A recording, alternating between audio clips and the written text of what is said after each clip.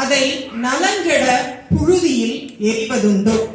சொல்லடி சிவசக்தி, என்னை சுடர்மிகும் அறிவுடன் படைத்து விட்டாய். வல்லமை தாராயோ இந்த மாநிலம் பயனுற வாழ்வதற்கே. சொல்லடி சிவசக்தி, நில சுமையென வாழ்ந்திட புரிகுவையோ. இந்த பாடல்ல பாரதியார் 2 லட்சிய வாக்கியங்களை சொல்றாரு. என்னன்னா, ஒண்ணு, இந்த நிலத்துக்கு சுமையாக வாழக்கூடாது அப்படிங்கறதும், இன்னொன்னு நம்ம மக்களுக்கு பயனுற மாதிரி வாழணும் அப்படின்னு வேண்டிக்கிறாரு சிவசக்தி கிட்ட. இந்த மக்களுக்கு பயனுற வழியாக வாழக்கூடிய வாழ்க்கையையும் சமுதாயத்துக்கு பயன்படக்கூடிய வகையில் வாழ்வதற்கு நம்ம எல்லாம் இட்டு செல்லும்படியாகவும் சமுதாய பணியை செவ்வனே செய்து கொண்டிருக்கிற இந்த ஆஸ்டின் கோவில் நிர்வாகத்தினருக்கும் இந்த நிகழ்ச்சியை ஏற்பாடு செய்த நல் உள்ளங்களுக்கும் எனது நன்றியை தெரிவித்துவிட்டு இந்த நிகழ்ச்சியை தொடர்கிறேன். அவையோர் அனைவருக்கும் வணக்கம். இன்றைய தலைப்பு பாரதியின் எழுத்துக்களில் மிளர்வது மொழிப்பற்றா தேசப்பற்றா. பாரதியுடைய மொழிப்பற்று நாட்டுப்பற்று இது ரெண்டையுமே நமக்கு பாரதிக்கு இருக்குங்கிறதுல எந்த ஒரு சந்தேகமும் இல்லைங்க. இந்த எது அவருக்கு அதிகமாக இருக்கிறது அவருடைய எழுத்துக்கள் அப்படிங்கறத பேசுறதுக்கு இந்த 2 அணியினரும் வந்திருக்காங்க. அத பத்தி நான் பெருசா பேச போறதில்லை.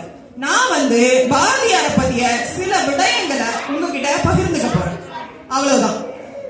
இப்ப பாத்தீங்கன்னா,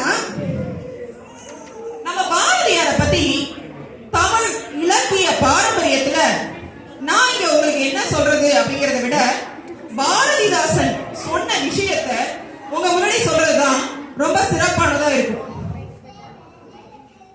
நீடுதுயில் நீக்க பாடி வந்த நிலா, காடுகமலும் கற்பூர சொற்கோ, கற்பனை உற்றான் கவிதையின் புதையல், திறம்பாட வந்த மறவன், புதிய அறம்பாட வந்த அறிஞன், நாட்டிற் படரும் சாரி படைக்கு மருந்து, மண்டம் மலங்களண்டா நெருப்பவன், அயலார் நெருப்பு கணையா விளக்கவன், என்னென்று சொல்வேன் என்னென்று சொல்வேன், தமிழால் பாரதி தகுதி பெற்றதும் தமிழ் பாரதியால் தகுதி பெற்றதும்.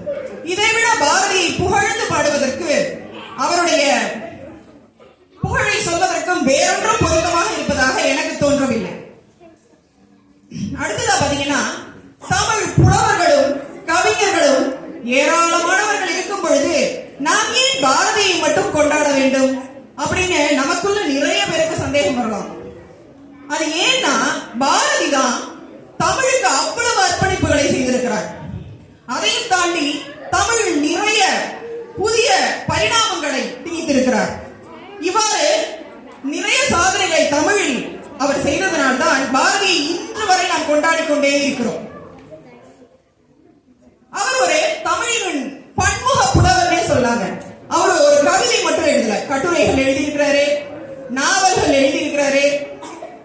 நிறைய அவர் செய்தி பத்திரிகை துறையில் அவருடைய பங்கு மிக மகத்தானது. மொழிபெயர்ப்புல ஏகப்பட்ட பங்களிப்புகளை கொடுத்திருக்கிறாரு. அப்புறம் சிறுகதைகள், காப்பியங்கள் அப்படின்னு அவருடைய தமிழ் பணியை சொல்லிக் கொண்டே சொல்லலாம். அவரை கொண்ட மற்றொரு காரணம் என்னன்னு பாத்தீங்கன்னா, அவரோட சமகாலத்துல வாழ்ந்த மலையாள கவிஞரான துஞ்சத்து எழுத்தச்சனுக்கோ வங்காளத்து கவிஞரான தாகூருக்கோ இல்லாத ஒரு சவால் பாரதிக்கு இருந்தது. என்னன்னு கேட்டீங்கன்னா, அந்த மொழிகளில் எல்லாம் இவ்வளவு நீண்ட நெடிய இலக்கிய பாரம்பரியம் கிடையாது. நம்ம தமிழ்ல தான் இவ்வளவு நீண்ட நெடிய இலக்கிய பாரம்பரியம் இருந்தது. இது பாரதிக்கு வரம்.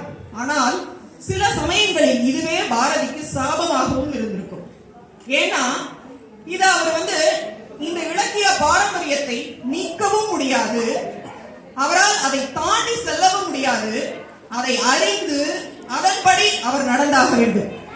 இந்த சவால்கள் எல்லாம் பாரதிக்கு இருந்ததனால்தான் மற்ற மொழி கவிஞர்களை தாண்டியும் பாரதி மகத்தான கவிஞன். அப்ப நாம கொண்டாடிட்டே இருக்கிறோம். அப்புறம் இன்னும் நீங்க வந்து சந்தேகமா இருந்து கேட்டீங்கன்னா, இளந்தேவன் அப்படிங்கிற கவிஞர் இதற்கு ஒரு கவிதை சொல்லியிருக்கார். என் ஊரை போல் உண்டா, என் வீட்டுக்கு நிகர் உண்டா, தாத்தா வீட்டு தண்ணியை போல் திக்கென்று தேடி பார்த்தேன், தென்படவில்லை.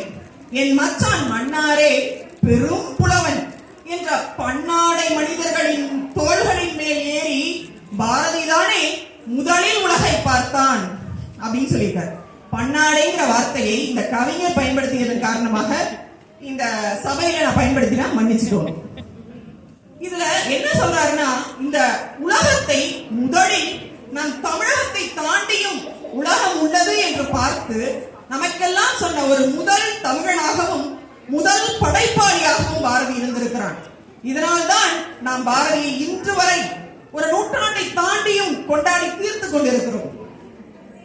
அவர் முன்னே பழம்பொருளுக்கும் முன்னை பழம்பொருள், பின்னை புதுமைக்கும் பெற்றியராய் பாரதி திகழ்ந்தார். தனக்கு முன்னால் இருந்த அனைத்து கவிஞர்களையும் புலவர்களையும் அவர் கற்று அறிந்து உணர்ந்து அவர்களிடமிருந்து சாற்றை பெற்றுக் கொண்டார். அதை பெற்றுக்கொண்டு அவருக்கு பின்னால் வரக்கூடிய கவிஞர்களுக்கு ஒரு பாதையை வகுத்து கொடுத்தார். நீங்க எல்லாம் கேட்கலாம், நீ என்ன போய் பார்த்தியா?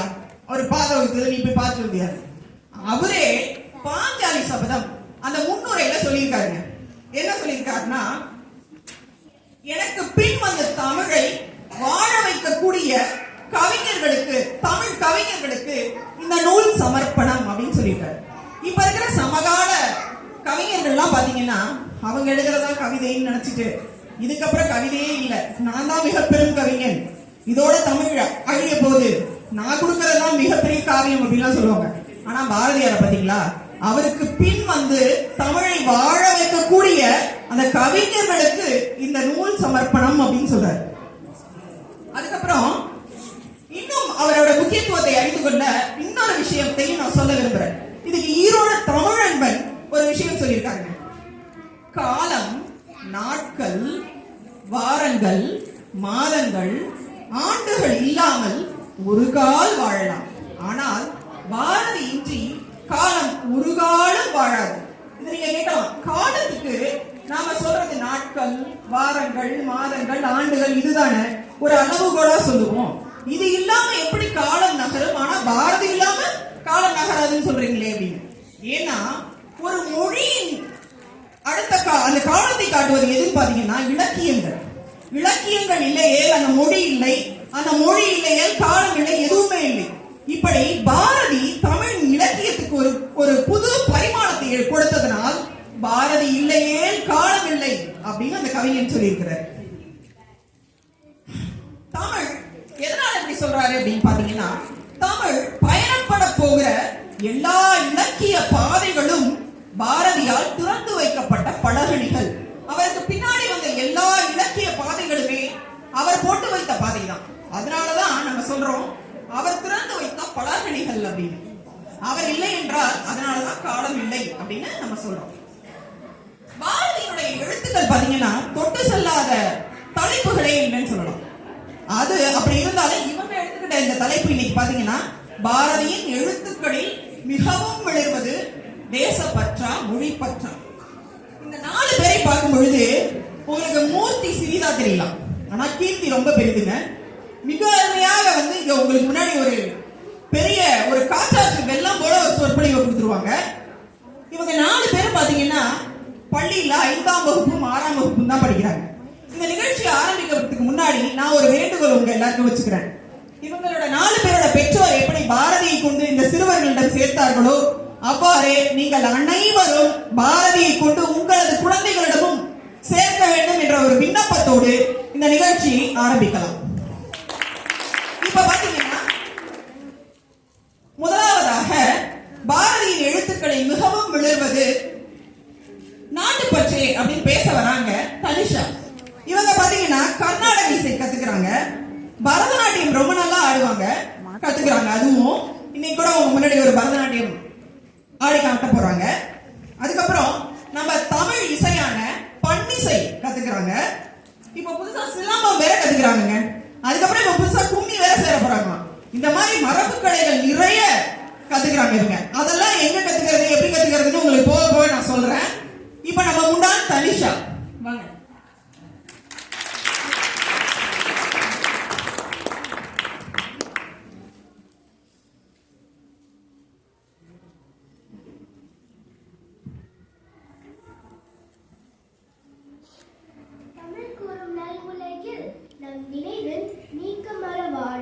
மகாகவி பாரதியின் எழுத்துக்களை அடுத்த தலைமுறையினரும் உணரும் வண்ணம் ஆண்டுதோறும் விழா எடுக்கும் ஆசிட் இந்து கோவில் தலைவர்களை வணங்கியும் என்னையும் இந்த பட்டிமன்ற மேடையில் ஒருத்தியாக்கிய நடுவர் அவர்களுக்கும் அரங்கில் கூடியிருக்கும் அனைவருக்கும் என் வணக்கங்களையும் மனம் நிறைந்த நன்றியையும் தெரிவித்து தொடர்கிறேன். பாரதியார், பாரதி யார்? பாரதி யார்? நம்ம இந்திய நாட்டுக்கு பாரத நாடுன்னு ஒரு பேர் இருக்குன்னு உங்க எல்லாருக்கும் தெரிஞ்சிருக்கோம். இப்போ பார்ப்போம், பாரதி யார்னு சொல்லும் போதே பாரத தேசத்தை தன் பெயர்லயே வச்சவது நமக்கு புரியுதா? பாரதியாருடைய பெயரே நமக்கு தெளிவா சொல்லுது. பாரதியாருடைய பாடல்களில் மேலோங்கி நிற்பது நாட்டு பற்றுதாங்க. நடுவர் அவர்களே, இன்னும் நம்ம பேசிதான் முடிவு பண்ணணுமா? பேசாமலே முடிவு பண்ணலாம் முடிவு பண்ணிட்டீங்களோ? சரி, பேசிடுவோம். எல்லா அம்மாவுக்கும் உங்க குழந்தைய ரொம்ப பிடிக்கும். இதுல ஏதாவது மாற்று கருத்து இருக்கா? இருக்காதுன்னு நினைக்கிறேன். யாராவது ஒரு குழந்தையோட அம்மாட்ட போய் உங்க பையனையோ பொண்ணையோ பத்தி சொல்லுங்கன்னு நீங்க கேட்டா என்ன சொல்லுவாங்க? என் பையன் அப்படி இப்படி, என் பொண்ணுக்கு பாட தெரியும், ஆட தெரியும், படம் வரைய தெரியும்னு அடிக்கிட்டே போவாங்கல்ல. ஏன்னா பிள்ளையோட அம்மாக்கு அவங்க குழந்தைய முதன்மையா பிடிக்கும்.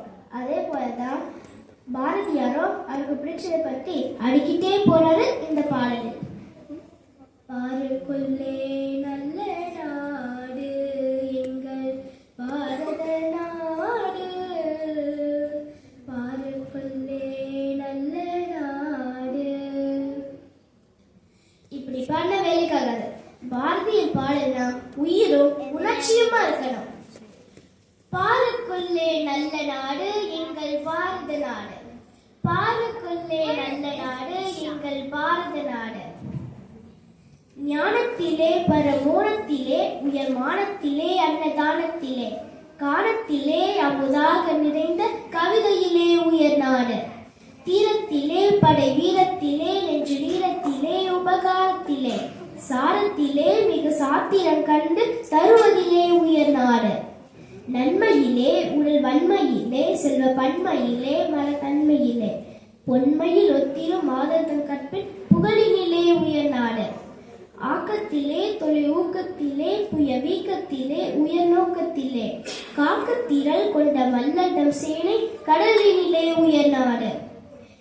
வன்மையிலே உலத்தின்மையிலே மனத்தன்மையிலே மதிநுண்மையிலே உண்மையிலே தவறாத புலவர் உணர்வினிலே உயர் நாடு. நடுவர் அவர்களே, பாரதியாரை ஒரு கவிஞர் மட்டும் சொல்லி நிறுத்திட முடியாது. அப்படியா? வேற என்னெல்லாம் சொல்லலாம்? அவர் ஒரு ஆக சிறந்த தலைவராக இருந்திருக்க வேண்டியவர். ஒரு நாட்டை எப்படி வளர்த்தெடுக்கணும், அதுவும் குறிப்பா தற்சார்பு பொருளாதாரத்தில் எப்படி கட்டமைக்க வேண்டும் என்று அழகா அவர் பாடல்களில் சொல்லியிருக்கிறார். உங்க சிந்தனைகளை தட்டி அது எந்த பாடல்கள் சொல்ல முடியுமா? வங்கத்திலே ஓடி வரும் நீரின் மிகையால் மையத்து நாடுகளில் பயிர் செய்வோம். என்ன சிந்தனை இது? நதிகள் இணைப்பு, அதன் மூலம் வேளாண்மை தொழிலை வளர்ப்பது என்று சொல்லியிருக்காரு. சாஃப்ட்வேர்லயே வேலை பார்த்தாலும் சாப்பிட்டு தான் போய் வேலை பார்க்கணும். அதே மாதிரி ஏரோப்ளேன்லயே பறந்தாலும் கஞ்சி கீழே தான் மேலே போகும். ஒரு நாட்டோட வளர்ச்சியில வேளாண்மை தொழில் எவ்வளவு முதன்மையானதுன்றத தொலைநோக்கு சிந்தனையை கொண்டவரால் மட்டுமே உணர முடியும். அப்படிப்பட்ட சிந்தனையின் ஊற்றுதான் பாரதியார். அடுத்த நடுவரார்களே, மகாகவி பாரதியார் பட்டினில் ஆடையும் பஞ்சில் உடையும் பண்ணி மலைகளென வீதி குவிப்போம் என்று பாடுகிறார். முதல்ல உண்ண உணவு, அடுத்த உடுத்த உடைன்னு பாடுகிறார். இது எல்லாத்தையும் விட நம்ம அவரை தீர்க்க தரிசின்னு சொல்ல காரணம், காசி நகர் புலவர் பேசும் முறைதான் காட்சியில் கேட்பதற்கோ கருவி செய்வோம், ஆயுதம் செய்வோம், நல்ல காகிதம் செய்வோம், ஆலைகள் வைப்போம், கல்வி சாலைகள் வைப்போம். பாரதியாரின் கனவு என்று நினைவாகியுள்ளது. ஒரு நாட்டை தற்சார்பு பொருளாதாரத்தில் எப்படி வளர்த்தெடுக்கணும்னு ஒரு பொருளாதார நிபுணர் போல வகுப்பெடுத்திருக்கிறார். உங்க எல்லாருக்கும் திரு அப்துல் கலாம் ஐயா பத்தி தெரிஞ்சிருக்கும். கலாம் ஐயா சொன்ன ஒரு கருத்து, நீ அயர்ந்து தூங்கும் போது வருவதல்ல கனவு, உன்னை உறங்க விடாமல் இருக்கச் செய்வதே கனவு. பாரதியார் கலாமுக்கு மிகவும் முன்னத்தியர். பாரதியார் இந்திய நாட்டை பற்றி கண்ட பல கனவுகள் இன்று சாத்தியமாகி இருக்கு. நடுவர் அவர்களே, தமிழ் கலாச்சாரத்தில் ஒவ்வொன்றுக்கும் ஒரு விதிமுறையை வைத்துள்ளனர். தேர்வுக்கு செல்பவருக்கு வெற்றி உனக்கு சொல்லி அனுப்புவாங்க. அவங்க என்ன படிச்சிருப்பாங்க, கேள்வித்தாள் எப்படி இருக்கும்னு எதுவுமே தெரியாது. அப்படி இருக்க நடக்காத ஒன்று நடக்க வேண்டும் என்று நினைத்து, இல்ல நடந்து விட்டதாவே நினைத்து வாழ்த்தும் முறை அது. ஆடுவோமே பள்ளு பாடுவோமே ஆனந்த சுதந்திரம் அடைந்து விட்டோம் என்று. எங்கும் சுதந்திரம் என்பதே பேச்சு, நாம் எல்லோரும் சமம் என்பது உறுதியாச்சு. அப்படி அந்த பாட்டு போகும். அன்றைய உடனடி தேவை வெள்ளைக்காரனிடம் இருந்த சுதந்திரம். அது கிடைச்சிருச்சுன்னா மற்றதெல்லாம் நமக்குள்ள பார்த்துக்கலாம்னு அன்னைக்கு இருந்த தலைவர்கள் நினைச்சாங்க. பாரதிய தேசப்பற்றை விவரிக்கும் பல பாடல்கள் நம் நாடு எப்படி இருக்கணும், எப்படி வளர்ச்சி பெறணும், நம் நாட்டுல எந்த மாதிரி ஒரு கட்டமைப்புகளை உருவாக்கணும்னு மட்டும்தான் இருக்கு. அதனால் பாரதியின் எழுத்துக்களில் பல்சுவை இருந்தாலும் நம் நாட்டு பற்றே மேலோங்கி நிற்கிறது என கூறி இந்த வாய்ப்பு அளித்தமைக்கு நன்றி பாராட்டி அமர்கிறேன். நன்றி, வணக்கம்.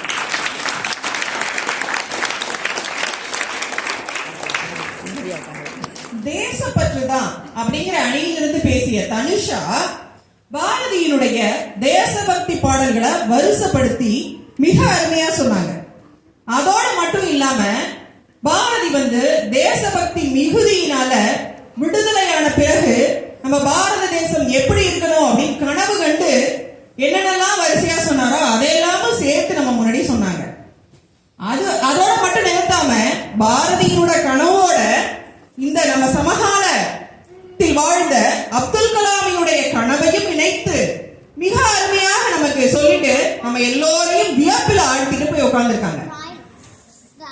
இதுக்கு இன்னொரு நம்ம பாரதியாருடைய நாட்டுப்பற்றுக்கு ஒரு சான்றாக நான் ஒரு நிகழ்வை உங்க முன்னாடி சொல்லலான் இருக்கேன். உங்க எல்லாருக்கும் புறநானூரை பத்தி தெரியும். அதுல ஒக்கூர் மாசாத்தியார் அவங்க ஒரு பாடல் எழுதியிருப்பாங்க.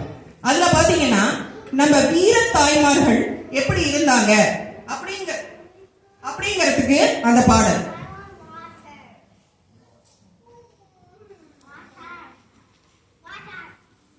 இன்றும் செருப்பறை கேற்று விருப்புற்று மயங்கி வேலை கொடுத்து வெடிதுவிரி துடியி பாலுமயிரி குடுமி எண்ணெய் நீவி ஒரு மகனல்ல தில்லோல் செருமுகம் நோக்கி செல்லன விடுமே. இந்த பாடல் அந்த போர் நடந்துட்டு இருக்கும் போது ஒரு 2 நாளைக்கு முன்னாடி அந்த வீர தாயினுடைய தந்தை இறந்துடுறாரு போர்ல. அதுக்கு மறுநாள் பாத்தீங்கன்னா தனது கணவரை இழந்துடுறாங்க. அன்னைக்கு காலையில போர் பறை கேக்குது. அந்த வீர தாயை பத்தி தெரிஞ்சுக்கோங்க. அவங்க என்னன்னா, இன்னைக்கு நம்ம வீட்டுல இருந்து யார் அனுப்புறது அப்படின்னு சொல்லி பார்க்கும் பொழுது அவங்களுடைய 7 வயது மகன் வாசல்ல விளையாண்டுட்டு இருக்கான். அவனை கூப்பிட்டு அவனுக்கு புது ஆடையெல்லாம் போட்டு எண்ணெயெல்லாம் தடவி குடுமியை கட்டி, ஏமா போருக்கு போறவனை நீ ஏமா இப்படி எல்லாம் பண்ற அப்படின்னு கேட்டீங்கன்னா, அந்த போருக்கு போறதை கூட அவங்க விரும்பி அவ்வளவு வீரமா அனுப்பியிருக்காங்க. அதனாலதான் அவ்வளவு அலங்காரம் பண்ணி, நீ ஏதோ போருக்கு போற அப்படின்னு பரிதாபமா அந்த தாய் அனுப்பல, நீ ஒரு வீர செயல் பண்ண போற அப்படின்னு சொல்லி அவனை அவ்வளவு அலங்காரம் பண்ணி அனுப்பி விடுறாங்க. இந்த பாடலை அப்போ இப்ப இருக்கிற மாதிரி எல்லாம் 1905ஆம் ஆண்டு அப்ப பாத்தீங்கன்னா நம்ம இப்ப இருக்கிற மாதிரி புத்தகங்கள் நூல்களை எல்லாம் எடுத்து இலகுவாக படித்து விட முடியாது. அப்ப நிறைய புத்தகங்கள் அச்சில் கூட ஏறல. அதனால புத்தகங்களை எடுத்து படிப்பது என்பது அவ்வளவு இலகுவான காரியம் கிடையாது. அந்த சமயத்துல ராவையங்கர் அப்படிங்கிற ஒரு மனிதர் என்ன பண்ணாருன்னா, இந்த பாடலை படிச்ச உடனே அது அவருக்கு ரொம்ப பிடிச்சு போயிடுது. சரி, அதை பத்தி ஒரு கட்டுரை எழுதி அதை ஒரு பத்திரிகையில வெளியிடுறாரு. என்ன அதுல எழுதுறாரு அப்படின்னா, இதெல்லாம் எழுதிட்டு இந்த வீர தாய்மாரை பத்தி இந்த பாடலை பத்தி எழுதிட்டு கடைசியாக ஒரு 2 வரி எழுதுறாரு. இப்படிப்பட்ட வீர தாய்மார்கள் இப்பொழுதும் நம் பாரத தேசத்திலே இருக்கிறார்கள். அவர்களின் புதல்வர்களாக வீர புதல்வர்கள் இன்றும் பிறந்து கொண்டிருக்கிறார்கள் அப்படின்னு எழுதுறார். இத பார்த்த உடனே பாரதியார் அவருக்கு ஒரு பதில் கடிதம் எழுதுறார். எப்பொழுதுமே பாரதி கிட்ட ஒரு நல்ல பழக்கம் உண்டு. எதை பார்த்தாலும் நல்லதை பார்த்தாலும் பாராட்டி ஒரு கடிதம் எழுதிடுவாரு. ஏதாவது அவங்க நல்லதா பண்ணலைனாலும் உடனே நீ ஏன் அப்படி பண்ண அப்படின்னு கேட்டு ஒரு கடிதம் எழுதுவார். இந்த நல்ல பழக்கம் பாரதிக்கு உண்டு. உடனே ஒரு கடிதத்தை பதில் கடிதத்தை எழுதுறாரு. என்ன எழுதுறாரு அப்படின்னு பாத்தீங்கன்னா, எடுத்த உடனே அவரும் அப்ப அந்த ராகவையங்காருங்கிறவரு ஒரு கவிஞர் தான், இந்த இலக்கிய உலகத்துல இருக்கிறார். அவருக்கு முதல்ல எழுதும் பொழுதே நான் இந்த கடிதத்தை ரொம்ப நாட்களாகவே உனக்கு எழுதணும்னு நினைச்சேன். ஆனா சில சமயம் சோம்பலாலும், அவரே சோம்பேறியா இருந்தாருன்னா நம்மெல்லாம் என்னன்னு நாமளே யோசிக்கணும். 39 ஆண்டுகளே வாழ்ந்த பாரதி செய்த சாதனைகளும் அவர் படித்த படிப்புகளும் அவ்வளவு ஏராளமாக இருக்கும் பொழுது அவர் சொல்லுகிறார், சில சமயம் சோம்பலாலும் பல சமயம் வேலை மிகுதியாலும் நான் உனக்கு கடிதம் எழுத முடியல, இன்னைக்கு கடிதம் எழுதுறேன்.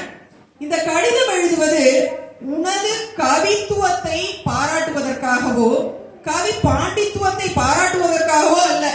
அப்புறம் வேற எதுக்கு எழுதுற அப்படின்னா, நீ கடைசியா சொன்ன பத்தியா, இந்த வீர இப்பொழுதும் வீர தாய்மார்கள் இருக்கிறார்கள், அவர்கள் வழியாக வீர புதல்வர்கள் பிறந்து இருக்கிறார்கள் தேசியமா நம்ம பாரத தேசத்துன்னு. உனது நெஞ்சில் முளைவிட்டு இருக்கிற தேசபக்தியை பாராட்டவே இந்த கடிதத்தை உனக்கு எழுதினேன் அப்படிங்கிறார். எங்க ஆரம்பிச்சாலும் எங்க வந்து முடிகிறார் பாருங்க. அவரோட தேசபக்திக்கு இது மிகப்பெரிய ஒரு சான்று. இந்த மாதிரி ஏகப்பட்ட சான்றுகளை நம்ம முன்னாடி சொல்லிட்டு போயிருக்காங்க தனிஷா அவர்கள். இப்ப அடுத்து பாத்தீங்கன்னா, நம்ம முன்னாடி பாரதியின் எழுத்துக்களில் மிகவும் விழுவது மொழி பற்றே அப்படின்னு தனிஷாவுக்கு ஒரு பதிலடி கொடுப்பதற்கு புகழனி வராங்க. புகழனி பாத்தீங்கன்னா, இவங்களும் கர்நாடக இசை கத்துக்கிறாங்க, கர்நாடக இசை ரொம்ப நல்லா பாடுவாங்க, இவங்க பறை வாசிப்பாங்க, அதுக்கப்புறம் பன்னிசை இவங்களும் கத்துக்கிறாங்க. இதை தாண்டி இவர்களுக்கு எழுதுவதுங்கிறது ரொம்ப பிடிக்கும். தமிழ்ல ஒரு கவிதை எழுதியிருக்காங்க, கட்டுரைகள் நிறைய எழுதுவாங்க, ஆங்கிலத்திலும் அது மாதிரி எழுதுவது அவங்களுக்கு ரொம்ப பிடிக்கும். ஒரு போயம் எழுதி பப்ளிஷ் பண்ணிருக்காங்க. சோ அடுத்து உங்களுக்கு தான் புகழ்.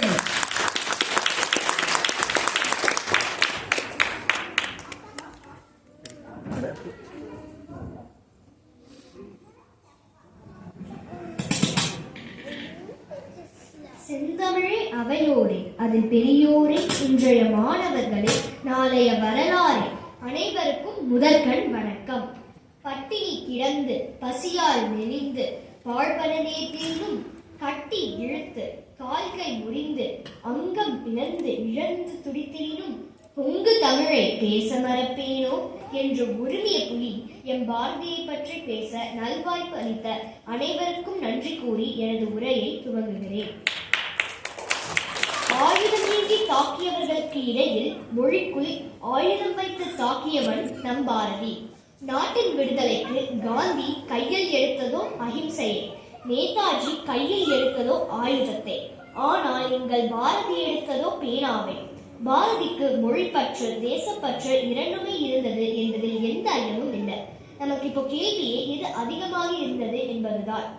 எதிரணியினர் சொல்லுகின்ற தேசப்பற்றை பாரதி மொழியின் வழியாக தான் வளர்த்தெடுத்தான். மொழியை நேசிக்கும் ஒருவனால் தான் அந்த மொழியை திறம்பட கையாள முடியும். அதனால் அவருக்கு மொழிப்பற்று தேசப்பற்றை விட மிகுதியாக இருந்தது அப்படிங்கிறது நம்ம எதிரணியினருக்கு தெரிஞ்சிருக்கும். இது நடுவர் அவர்களுக்கு நன்றாகவே தெரியும். ஆமாமா, நல்லாவே தெரியும். இருந்தாலும் என் வேலையை நான் செய்யணும்ல, அதனால எனக்கு தெரிஞ்ச கருத்துக்களை உங்ககிட்ட பகிர்ந்துக்க போறேன். பாரதி ஒரு பன்மொழி புலவர். தாய்மொழியாகிய தமிழை தவிர ஆங்கிலம், பிரெஞ்சு, சமஸ்கிருதம், தெலுங்கு, ஹிந்தி, கன்னடம், மலையாளம், உருது முதலிய 12 மொழிகளை நன்கு கற்றறிந்தார். எனவே தமக்கு தெரிந்த பிற மொழிகளுடன் தமிழ் மொழியை ஒப்பிட்டு பார்க்கிறார்.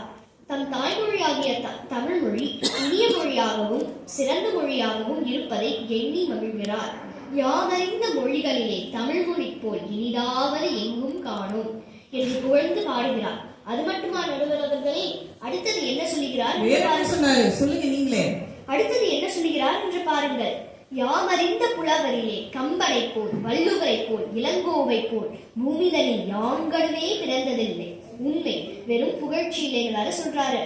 பாரதியார் குழந்தைகளுக்காக பாடிய பாப்பா பாட்டுல கூட குழந்தைகளுக்கு தமிழ் சொற்களோட பெருமையை எவ்வளவு அழகா எடுத்து சொல்றாருன்னு பாருங்க. சொல்லில் உயர்வு தமிழ் சொல்லி அதை தொழுது படித்ததடி பாப்பா. ஆங்கிலேயர் ஆட்சி காலத்துல ஆங்கில மொழி செல்வாக்கு பெற்றிருந்துச்சு. தமிழுக்கு உரிய இடம் கிடைக்கல. தமிழர்களும் தமிழ் பேசுவதை விட ஆங்கிலத்தில் பேசுவதை விரும்பினாங்க. எனவே ஏடுகளிலும் வீடுகளிலும் எல்லா அரசு துறைகளிலும் ஆங்கிலமே ஆட்சி செஞ்சிச்சு. கல்வியும் ஆங்கிலத்தின் வழியாக தான் கொடுக்கப்பட்டது. தமிழ் 2ஆம் தர நிலையில துணை பாடமாக தான் இருந்துச்சு. இதை பார்த்து பாரதியார் மிகவும் வேதனை அடைஞ்சாரு. தமிழை படிக்காம பிற மொழிகளை படிச்சுட்டு அதை பெருமையா நினைக்கிறவங்களை பார்த்து வேறு வேறு பாஷைகள் கற்பாய் நீ வீட்டு வார்த்தை கற்கிலாய் போ போ போ என கோபமா பாடுறாங்க நம்ம பாரதி. தமிழுக்கு சரியான இடம் கிடைக்கணும், தமிழர்களுக்கு தமிழ் உணர்வு வரணும், அப்பதான் தமிழ் மொழி வாழும் வளரும். அதற்கு என்ன செய்யணும்னு பாரதி சொல்றாரு. தமிழ்நாட்டில் தமிழ் வழியாக தான் கல்வி கொடுக்கணும். அப்பதான் புதிய புதிய சொற்களை உருவாக்க முடியும். இதனால் தமிழ் மொழி தலைமை பெற்று வளரத்துக்கு வாய்ப்பாக அமையும். இந்த கொள்கையை தேசிய கல்வி என்ற தலைப்புள்ள கட்டுரையில எழுதியிருக்காரு நம்ம பாரதி. எங்கும் எதிலும் தமிழ் இருக்கணும், எல்லா துறைகளிலும் தமிழ் இருக்கணும், அப்பதான் தமிழ் மொழி செழிக்கும். இதனை ஒரு சொல் கீழீர் சேவகுற வேண்டுமெனில் தெருவெல்லாம் தமிழ் முழக்கும் செழிக்க செய்வீர் என்று தன்னோட பாடல்களில் வெளிப்படுத்தியிருக்காரு நம்ம பாரதி. உலகத்தில் உள்ள செம்மொழிகளில் ஒன்றான தமிழ் மொழியின் இலக்கண இலக்கிய வளமும் தொன்மையும் நிலைத்து இருக்க என்ன செய்யணும்னு பாரதியார் ரொம்ப தெளிவா சொல்லியிருக்காரு. அதுல ஒன்று புகழ்பெறும் தலைமையில் அமைந்த பல புதிய படைப்புகள் தமிழில் வர வேண்டும் என்பதாகும். தமிழை தமிழ்நாட்டில் உள்ள தெருக்களில் எல்லாம் ஒலிக்க செய்ய வேண்டும் என்று சொன்ன நம்ம பாரதியார் அதை உலகமெல்லாம் பரவும் வகை செய்ய வேண்டும் என்றும் சொல்லுகிறார். தேவதுர தமிழோசை உலகமெல்லாம் பரவும் வகை செய்தல் வேண்டும். தமிழ் மொழியை மேலும் பலப்படுத்த பிற நாட்டில் உள்ள சிறந்த அறிஞர்களோட நூல்களை தமிழில் மொழிபெயர்த்து எழுதணும். புகழ் தரக்கூடிய புதிய நூல்களையும் கொண்டு வரணுங்கிறது. பிற நாட்டு நல்லறிஞர் சாத்திரங்கள் தமிழ் மொழியில் பெயர்த்தல் வேண்டும். இரவாத புகழுடைய புது நூல்கள் தமிழ் மொழியில் இயற்றல் வேண்டும்னு ரொம்ப சிறப்பா சொல்லியிருக்காரு நம்ம பாரதி. நம்ம வாழ்க்கையிலேயே நம்ம செய்யற தவறுகளை யார் சுட்டி காட்டுவாங்க? பக்கத்து வீட்டுக்காரரா இல்ல எய்த்த வீட்டுக்காரரா? இல்ல நம்ம வீட்டுல இருக்கிற நெருக்கமான உறவுக்காரர்கள் இல்ல நண்பர்கள் தானே.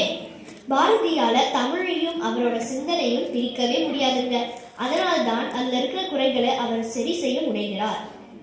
எல்லா காலத்திலும் எல்லோருக்கும் பொருந்துகின்ற எல்லோரும் ஒத்துக்கொள்கின்ற உயர்ந்த கருத்துக்களை கொண்டிருக்கும் இலக்கியங்கள் புகழுடைய இலக்கியங்களாக திகழும். அப்படிப்பட்ட புகழுடைய இலக்கியங்களை படைத்து தமிழை வளப்படுத்துங்கள் என்கிறார் பாரதியார். அதோடு மட்டுமல்லாமல் உலகில் உள்ள சிறந்த பல்துறை அறிஞர்களின் உயர்ந்த சிந்தனைகளும் தமிழ் மொழியில் இடம்பெறும் வகையில் அவற்றை தமிழ் மொழிபெயர்த்து எழுத வேண்டும் என்கிறார் பாரதியார். அறிவியலில் முன்னேறி கொண்டிருக்கும் இந்த நூற்றாண்டில் அறிவியல் கூறுகள் மேலை நாட்டு மொழிகளில் இருப்பதை போல் தமிழில் இல்லை. அறிவியல் கூறுகளை பற்றி சொல்லும் திறமை தமிழ் மொழிக்கு இல்லை என்றும் தமிழ் மொழி மெல்ல மெல்ல அழிந்துவிடும் என்றும் ஒரு அறிவிலி உரைத்தான். அந்த அறிவிலியின் சொல் மெய்யாகிவிடுமோ என்று பாரதி அஞ்சுகிறார். எனவே அந்த அச்சத்தை மெல்ல தமிழினி சாகும், அந்த மேற்கு மொழிகள் புவிமிசை ஓங்கும் என்ற ஐயம் கொள்கிறார். நடுவர் அவர்களே, இந்த நிலையை மாற்றுவதற்காக பாரதியார் என்ன சொன்னார் என்று தெரியுமா? ஓ அப்படியா, அதெல்லாம் சொல்லியிருக்காரா? உலகில் உள்ள பல நாடுகளுக்கு செல்லுங்கள். தமிழை வளப்படுத்துவதற்காக நீங்கள் செல்லும் இடங்களில் அல்லது நாடுகளில் உள்ள கலை செல்வங்கள் அனைத்தையும் சேகரியுங்கள். நீங்கள் சேகரித்த அத்தனை செல்வங்களையும் எல்லாம் தமிழில் சேர்த்து தமிழை வளப்படுத்துங்கள் என்கிறார். சென்றெடுவீர் 8 திக்கும் கலை செல்வங்கள் யாவும் கொணர்ந்து இங்கு சேர்ப்பீர். அவர் சொன்ன மாதிரி நாமளும் இங்க நம்ம கிட்ட இருக்கிற அனைத்து செல்வங்களையும் கொண்டு தமிழை வளப்படுத்துவோம். நம்ம கிட்ட இருக்கிற செல்வம்னா பொருட்செல்வம் மட்டும் இல்லைங்க. நம்ம கிட்ட இருக்கிற அனைத்து விதமான கலை செல்வங்களையும் பயன்படுத்தி நாம தமிழை பாரதி வழி நின்று வளப்படுத்துவோம் என்று கூறி எனது உரையை முடித்துக் கொள்கிறேன். நன்றி, வணக்கம்.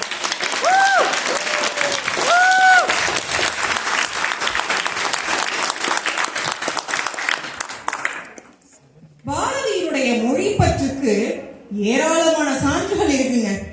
அதுல ஒவ்வொன்றா அவர் எல்லாத்தையும் திரட்டி ஒவ்வொன்றாக வரிசைப்படுத்தி ஒரு புயலாக புறப்பட்டு வந்து தனுஷாவுக்கு பதிலடி கொடுத்துட்டு போய் உட்கார்ந்துருக்காங்க புகழினி. ஆரம்பிக்கும் போதே நம்ம கிட்ட ஒரு கேள்வி கேட்டாங்க, பாரதி எவ்வாறு நாட்டுப்பற்றை வளர்த்தெடுத்தார் அப்படின்னு. அவங்களே ஒரு கேள்வி எழுப்பி அதுக்கும் அவங்களே பதில சொல்லி அவர் வந்து மொழியின் வாயிலாக தான் அந்த நாட்டுப்பற்றை வளர்த்தெடுத்தார் அப்படின்னு சொல்லி அவங்க அணிக்கு வலு சேர்த்துட்டு போய் உட்கார்ந்துருக்காங்க புகழினி. புதைந்திருந்த வீரம் புறத்தே எழுந்தது, ஆங்கிலேயனை அழித்தொழிக்க எங்கனும் வீரர்கள் எழுந்தனர், அவர்களில் பாரதி ஓர் ஆள். பாரத நாட்டில் எங்கனும் தலைவர்கள் எழுந்தனர், அவர்களில் பாரதி பண்புறு தலைவர். கவிஞர் சிற்சிலர் எழுந்தனர், அவர்களில் பாரதி ஒரு பெருங்கவிஞர் உயிருள்ள வரை. இது பாரதிதாசன் பாரதியாரை பற்றி எழுதிய ஒரு கவிதை. இது அவர் என்னவோ சொல்ல வர்றது என்னவோ தேசப்பற்றை தான், பாரதியுடைய தேசப்பற்று. ஆனா அவரையும் மீறி நாம் அனைவருக்கும் பாரதி என்றால் அவருடைய கவித்துவமும் மொழியும் தான் ஞாபகத்துக்கு வரும், மொழி திறமையும். அதே மாதிரி தான் பாரதிதாசனுக்கும் அவர் எழுத வந்த தேசப்பற்றையும் மீறி அவருடைய பாரதியினுடைய மொழி பற்றை தான் அங்க ரொம்ப சொல்லியிருக்காரு. ஏன்னா அவர் விடுதலைக்காக போராடிய பல பேர்களில் ஒரு ஆள் அப்படிங்கிறார்.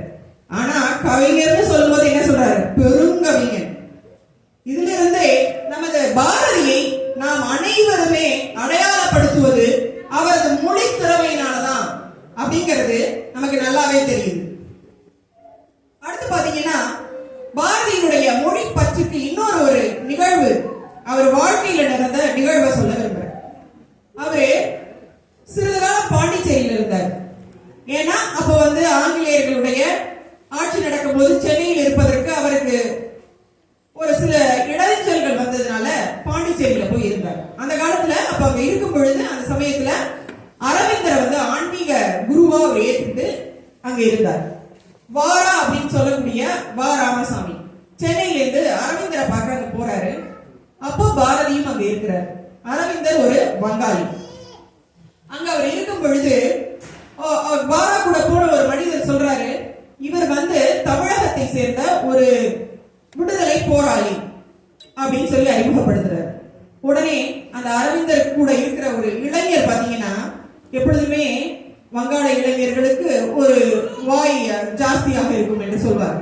அதே போல அந்த இளைஞர் சொல்றாரு, ஓ அப்படியா, நீங்கள் இங்க பாண்டிச்சேரிக்கு வருவதற்கு ஆங்கிலேயரிடம் அனுமதி பெற்றுவிட்டு வந்தீரா அப்படின்னு ஒரு நக்கலா கேட்கிறாரு. அவருக்கு வாராவுக்கு அது ரொம்ப கோபம் வருது, மூஞ்சி சுளிக்கிறாரு. பட் ஆனா என்னன்னா அவரால் வந்து அரவிந்தருக்கு முன்னாடி எதுவும் சொல்ல முடியாது. அது வந்து சிவனோட கழுத்து மேல பாம்பு இருந்து கருடனை பார்த்து சொல்லும் இல்லையா, அந்த மாதிரி ஒன்னும் சொல்ல முடியல அவரால். அமைதியா இருக்காரு. ஆனா பாரதி யாரா இருந்தாலும் அவரோட ஆன்மீக குருவா அரவிந்தரை ஏற்றுட்டு இருக்காரு. யாரு முன்னாடி இருந்தாலும் அவருக்கு அதெல்லாம் கிடையாது. உடனே போயிட்டு சொல்றாரு, அடிமையில் வங்காள அடிமை தமிழ் அடிமை என வித்தியாசம் உண்டோ அப்படின்னு.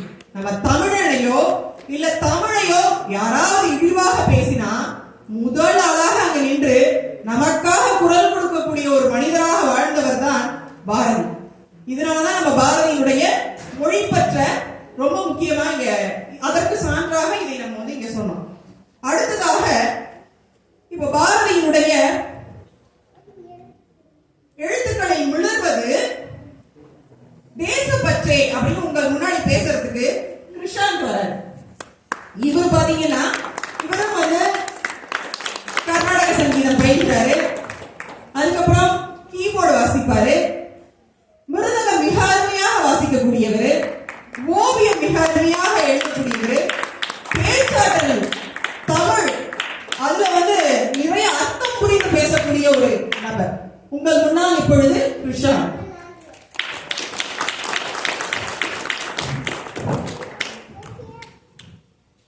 எல்லாம் வல்ல இறைவனுக்கும் ஆசிரியர் கோயில் தலைவருக்கும் எங்கள் நடுவருக்கும் எனது அணி மற்றும் எதிரணி நண்பர்களுக்கும் இங்க அலை கடலென திரண்டிருக்கும் பாரத மக்களுக்கும் இந்த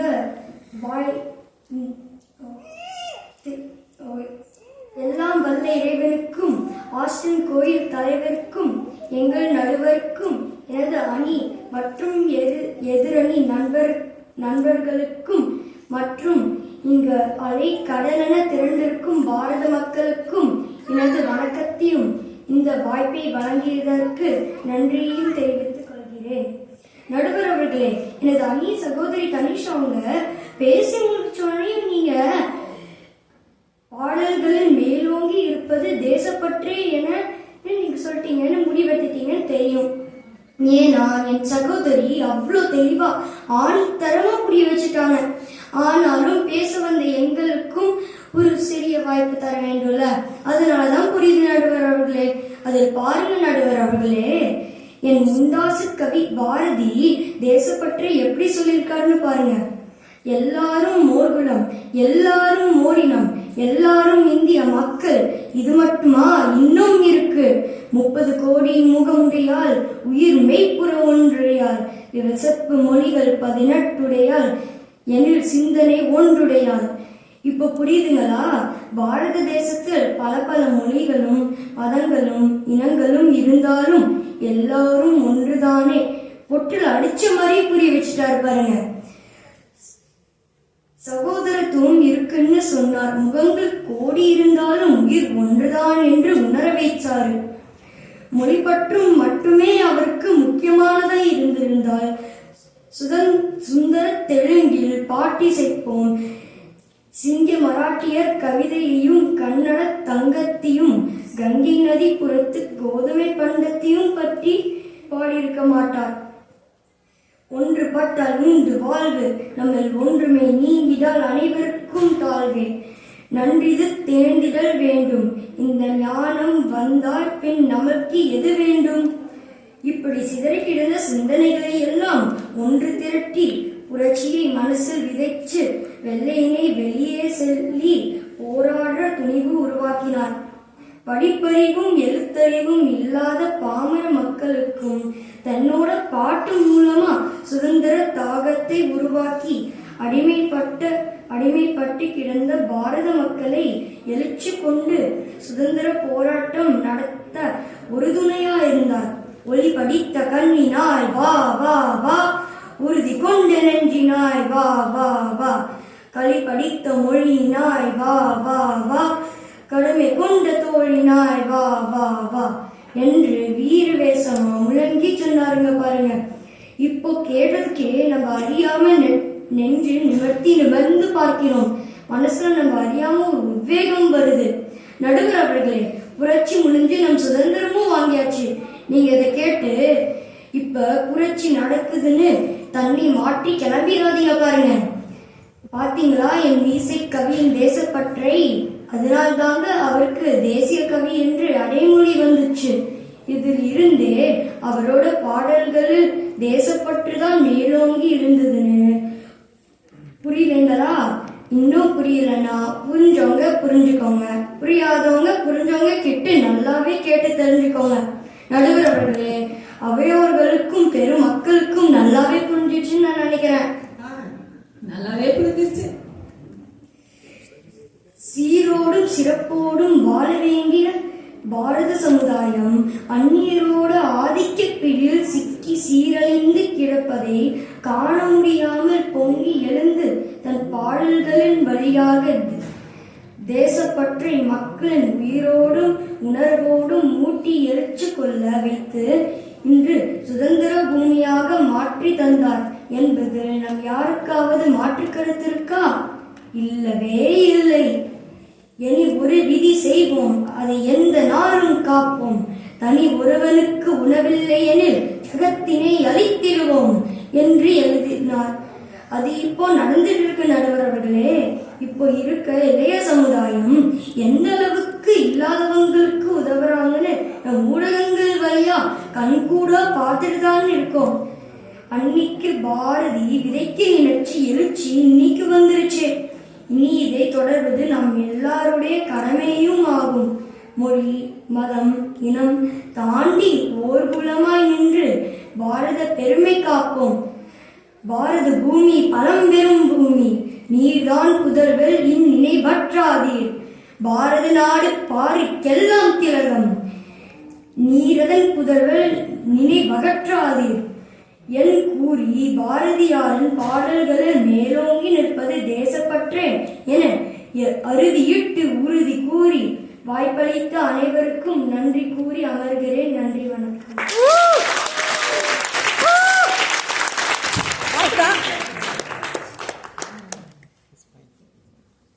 இப்ப பேசின கிருஷா அவரோட அணி உறுப்பினர் தனுஷா பேசின உடனே நான் தீர்ப்பை எழுதிட்டேன்னு சொல்லி என்னோட வேலையை சேர்த்து பண்ணிட்டு போய் உட்காந்துருக்காரு.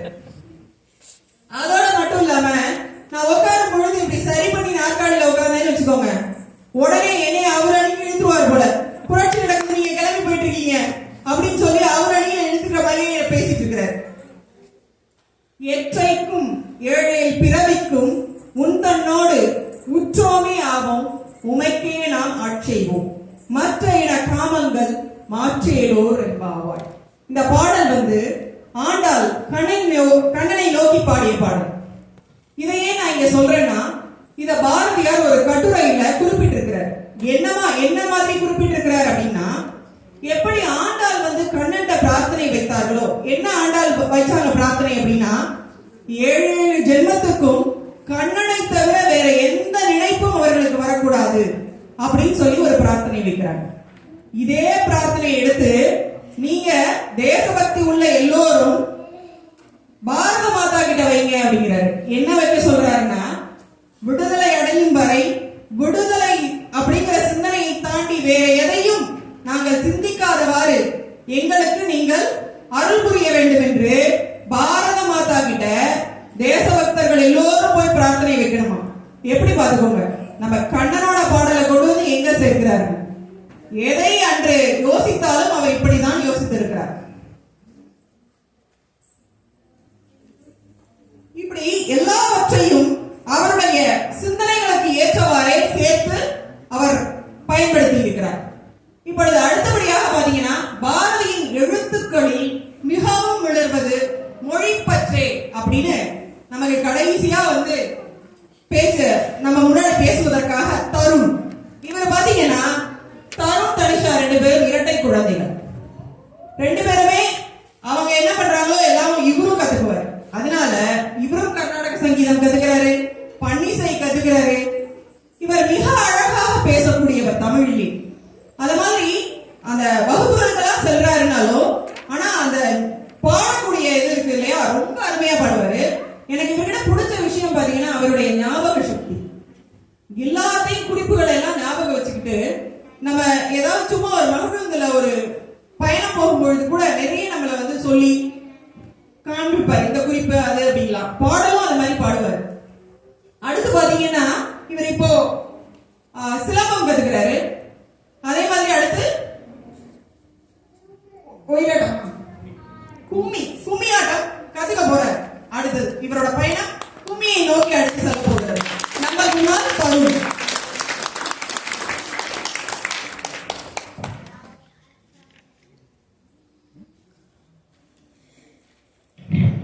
நடுவர் உள்ளிட்ட அவையில் கூடியிருக்கும் அனைவரையும் வணங்கி என் உரையை தொடங்குகின்றேன். வாகனம் பொருந்திய நடுவர் அவர்களே, நம்ம இப்ப எல்லாரும் இங்க எதுக்காக கூடியிருக்கோம்? பாரதியார் என்னும் ஒரு மகாகவியை பத்தி பேசிருக்க, அப்படிதானே? இல்ல சுதந்திர போராட்டத்தில் கலந்துட்ட எட்டயபுரத்தை சேர்ந்த ஒரு தியாகியை பத்தி பேசுறதுக்கா? நான் ஏன் கேக்குறேன்னா, பாரதியார ஒரு கவிஞர் அடையாளத்தினால கொண்டாடுறோமா, இல்ல அவர் விடுதலை போராட்ட தியாகிகளால கொண்டாடுறோமா? நாட்டுப்பற்று மிக்க தலைவர்களுக்குன்னு ஒரு விழா எடுத்தோம்னா, அந்த விழால திருப்பூர் குமரன், வீரன் வாஞ்சிநாதன், மருது சகோதரர்கள், பூலித்தேவன், அழகு முத்துக்கோன், வீரபெண்மணி வேலுநாச்சியார், கப்பலோட்டிய தமிழர் வ. சிதம்பரம் பிள்ளை, சுப்பிரமணிய சிவா, காமராசர் போன்றவர்கள் எல்லாருமே இடம்பெறணும். இந்த பாரத தினமே அவரது சிறந்த தமிழ் மொழி கவிஞர் ஒரு அடையாளத்தினால் தானே. நடுவர் அவர்களே, பாரதியாரின் மொழிபெற்று மிக்க கருத்துகளுக்கு வரி வடிவம் கொடுத்த பல பாடல்களை மேற்கோள் காட்டி என் அணுவில் இருக்க புகழை பேசினாங்க. என்னுடைய வாதமா, அவருடைய மொழிபெற்று மிக்க கருத்துகளுக்கு செயல் வடிவம் கொடுத்த சில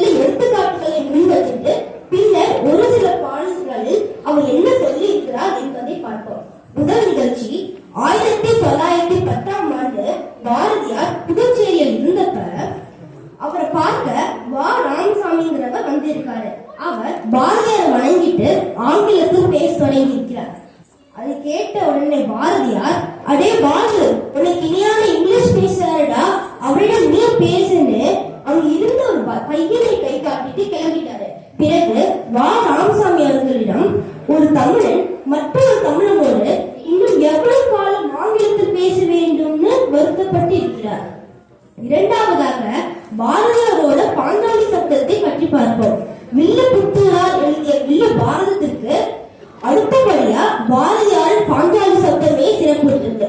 ஆனா அந்த காலத்துல அவர் பாஞ்சாலி சப்தத்தை வெளியிட்டப்ப தமிழ் மக்கள் யாருமே அந்த நூலை வாங்கி படிக்கல.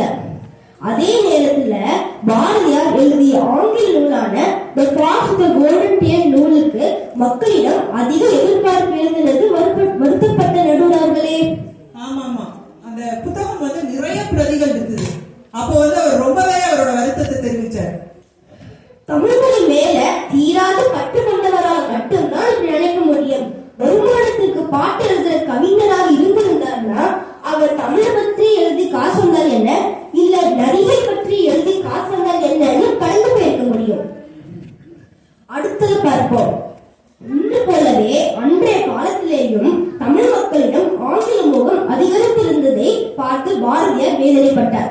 பல மொழிகள் தெரிந்திருந்தாலும் அவருக்கு தமிழ் மீதுதான் அதிகமான பற்று. அவருடைய சகலையான திரு விஸ்வநாதன் அவர்களுக்கு எழுதிய கடிதத்தில், நீ கடிதங்களை எப்போதும் ஆங்கிலத்தில் எழுதுகிறாய், தப்பு தப்பாக எழுதினாலும் பரவாயில்லை, தமிழிலேயே எழுதி பழகு என்பார். நம்ம தமிழ் மொழியில் எழுதினால் போதும்னு விட்டு விடாமல் நம்ம சுத்தி இருக்கிற எல்லாரையும் நம்ம மொழியில் பேச வைக்கணும், நம்ம மொழியில எழுத வைக்கணும்னு நினைக்கிறது மொழி பற்றா இல்லையாரு நீங்களே முடிவு நடுவர்களே.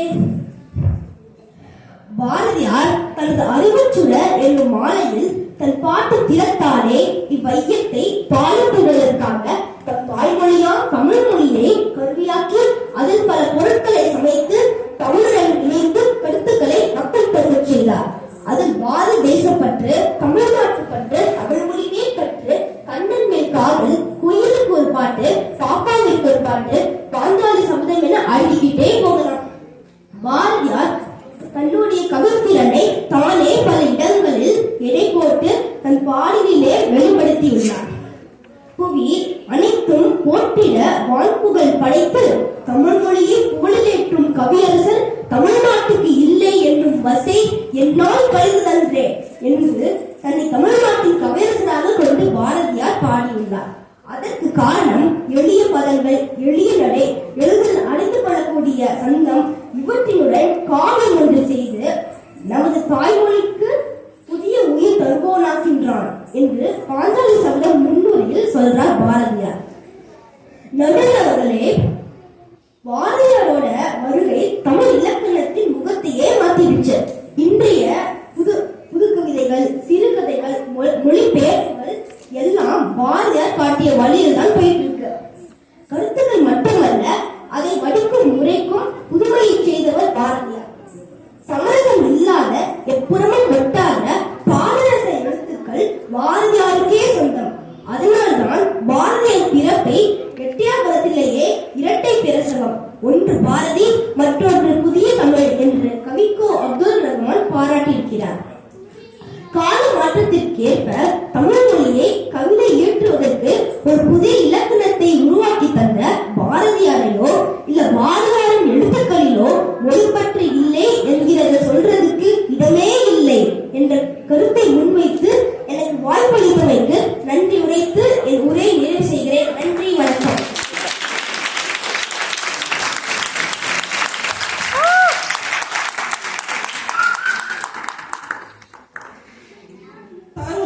வந்த உடனேவே வெடிகுண்ட வச்ச மாதிரி ஒரு கருத்தை இங்க பதிவு பண்ணிட்டு போயிட்டார். என்னன்னு பாத்தீங்கன்னா, நம்ம எதுக்காக இங்க பாரதிக்கு விழா எடுத்திருக்கோம், அவரு கவிஞர்ங்கிறதுனால தானே இங்க விழா எடுத்தோம் அப்படின்னு சொல்லி இந்த பட்டிமன்ற தீர்ப்பையே எழுதிட்டு போயிட்டார். அதுக்கப்புறம் பாரதி அவரோட வரி வடிவத்துக்கு செயல் வடிவம் எப்படி கொடுத்தாருன்னு வருஷப்படுத்தி அதையும் நம்ம முன்னாடி ரொம்ப அழகா பேசிட்டு போய் உட்கார்ந்து இருக்காரு.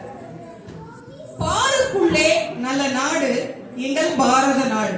இந்த பாடல்ல பாரதியார் என்ன சொல்றாருன்னா, ஆக்கத்திலே தொழில் ஊக்கத்திலே புய வீக்கத்திலே உயர் நோக்கத்திலே காக்க திரள் கொண்ட மல்லர்தம் சேனை கடலிலே உயர் நாடு. இத தனுஷா இந்த பாடல்ல சொன்னாங்க. இதுல பாரதியார் நம்ம ஒவ்வொரு துறையிலும் எவ்வாறெல்லாம் விடுதலைக்கு பின் நம்ம முன்னேறணும்னு சொல்லி அந்த கனவுல அப்படியே கொட்டிக்கிட்டே போறாரு. ஒண்ணு ஒண்ணா வருஷப்படுத்துறாரு. தொழில்துறையில முன்னேறணும், கடல்ல கடலிலே உயர் நாடு, அங்கேயும் போய் கடல்லையும் நம்ம தேசம் கொடி கொட்டி பறக்கணும். இந்த மாதிரி அவருடைய கற்பனைகள் ஏராளம் ஏராளம். அதுக்கப்புறம் பாத்தீங்கன்னா, பள்ளி தலமனைத்தும் கோவில் செய்குவோம், எங்கள் பாரத தேசம் என்று தோல் கொட்டுவோம்.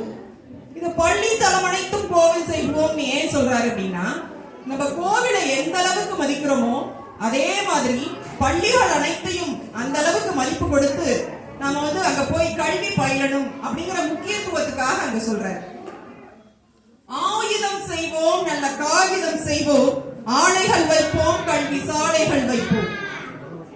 அதே போலதான் நம்ம சுதந்திரம் அடைந்ததுக்கு அப்புறம் என்னென்னலாம் செய்யணும்? ஆலைகள் வைக்க வேண்டும், காகிதம் செய்ய வேண்டும், நிறைய எழுத்துக்களை எழுத வேண்டும், ஆலைகள் வைக்கணும், கல்வி சாலைகள்.